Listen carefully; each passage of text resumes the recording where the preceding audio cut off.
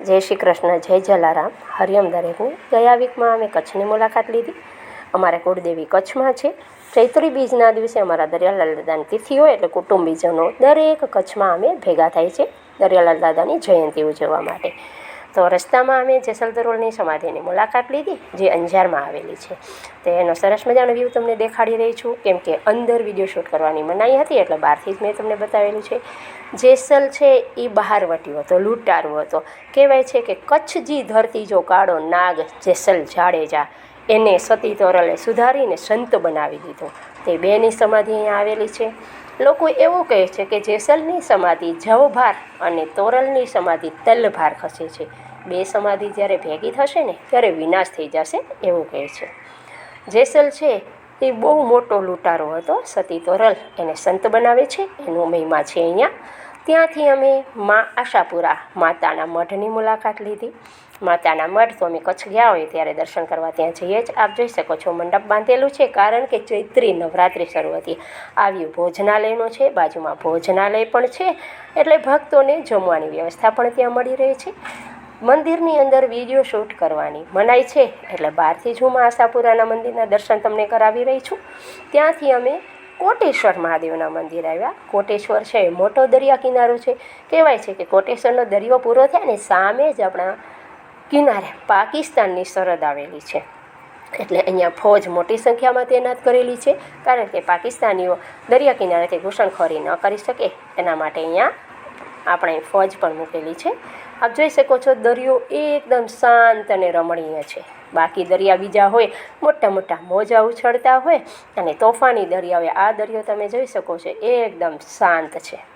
તો આ દરિયા કિનારે એકદમ રમણીય સુંદર દરિયા કિનારે મજા આવી, બહુ જ આનંદ થયો। અને હવે મહાદેવનું મંદિર પણ તમે બતાવી રહી છું। કોટેશ્વર મહાદેવ, કોટેશ્વર એટલે કોટી, કોટી એટલે કરોડો શિવલિંગ ઉત્પન્ન થઈ હતી, એટલે કોટેશ્વર મહાદેવ એવું મંદિરનું નામ પડ્યું। કારણ કે રાવણ છે એ મહાદેવને પ્રસન્ન કરી શિવલિંગ લઈને લંકામાં જવાનો હતો। મહાદેવે એવી શરત મૂકેલી કે જ્યાં તું મૂકી દઈશ ત્યાં જ સ્થાયી થઈ જઈશ।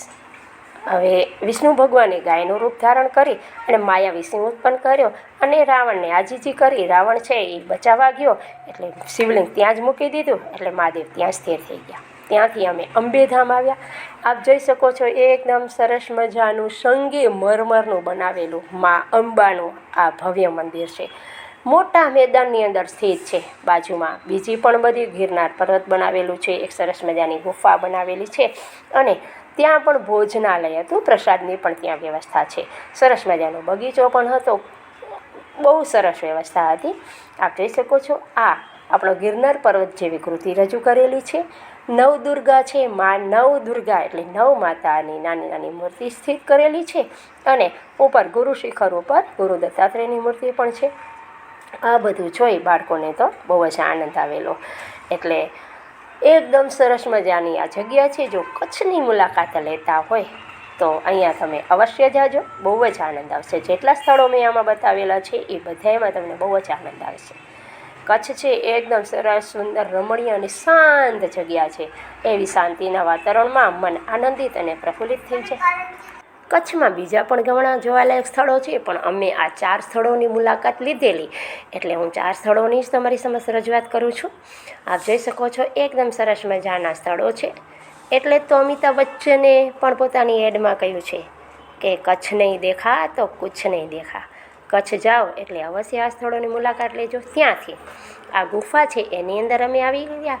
20 રૂપિયાની જ માત્ર ટિકિટ હોય છે। ટિકિટ લઈ અને આ સરસ મજાની ગુફાની અંદર આવી ગયા, જ્યાં આપણી સનાતન સંસ્કૃતિ, આપણા સનાતન ધર્મ, આપણા ઋષિમુનિઓ, આપણા દેવી દેવતાઓનું વર્ણન કરેલું છે, અને જીવનથી માંડીને મૃત્યુ સુધીની સફરનું પણ વર્ણન કરેલું છે। આ કૃતિઓથી આ બધી રજૂઆત કરેલી છે, જેથી બાળકોને સમજવામાં એકદમ સરળ રહેશે। જો અંબેધામની મુલાકાત લો ને તો આ ગુફાની મુલાકાત અવશ્ય એકવાર લેજો, જેથી કરીને એવું થાય કે બાળકો વાંચેલું યાદ ન રાખી શકે પણ જોયેલું સરળતાથી યાદ રાખી શકે। આપ જોઈ શકો છો કે અહીંયા ઊંટ વગેરે છે, ખેતીવાડી વગેરે આપેલું છે, એટલે કચ્છની સંસ્કૃતિનું આમની અંદર વર્ણન કરેલું છે। તો એકદમ સરસ મજાના આ સ્થળની મુલાકાત લઈને અમને તો બહુ આનંદ થયો। તમે પણ મુલાકાત લઈ અને આનંદનો અનુભવ કરો।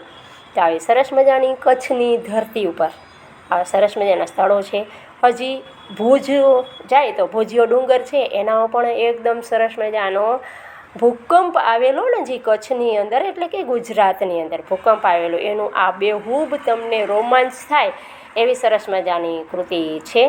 તો ત્યાં ગયા વખતે અમે મુલાકાત લીધી પણ ત્યાંનો વિડીયો શૂટ કરવાનું રહી ગયું હતું એટલે હું તમને એમ જ જણાવી દઉં છું. ભચાઉથી થોડુંક આગળ આદિયોગી છે એની પણ મુલાકાત લેવા જેવી છે, તો જરૂર લેજો.